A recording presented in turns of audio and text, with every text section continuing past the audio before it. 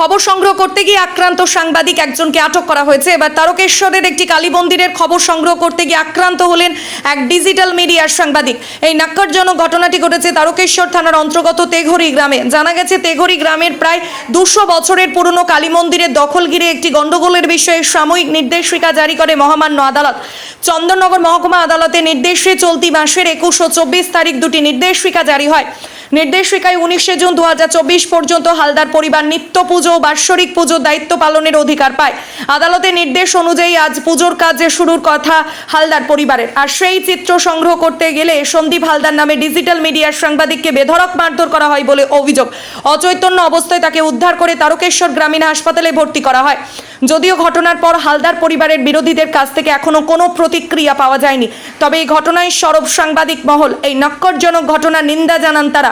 Police সূত্রে জানা গেছে এই ঘটনায় পরিবারের অভিযোগের ভিত্তিতে একজনকে আটক করা হয়েছে। চটজলতি পুলিশ অ্যাকশন নেওয়ায় খুশি সাংবাদিক মহল। এই ঘটনার সাথে জড়িত বাকিদেরও শাস্তির দাবি করেছেন সমস্ত জেলার সাংবাদিকরা।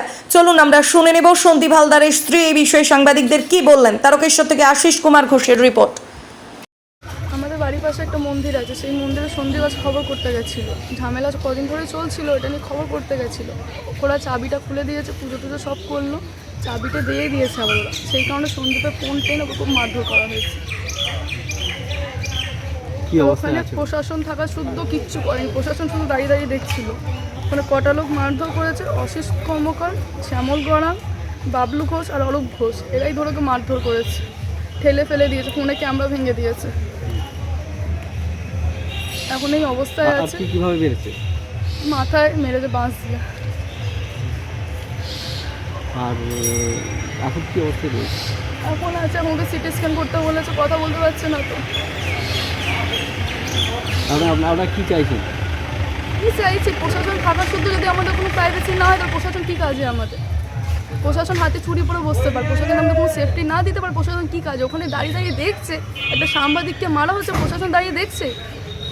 আপনারাও তো সাংবাদিক, কাল তো আপনাদের গায়ে হাত দিতে পারে, তখন তো প্রশাসন দাঁড়িয়ে দেখবে। আমরা বলছি আমরা তো কোনো ঝুট ঝামেলা করিনি, তাহলে ওরা কেন ঝামেলা করবে? ঝামেলা শুদ্ধ কেন প্রশাসন দাঁড়িয়ে দেখবে? তাদের কি দায়িত্ব? তাদের কি কোনো দায়িত্ব নেই আমাদের প্রতি? আপনার নাম? কৃতিকা হালদার। কৃতিকা।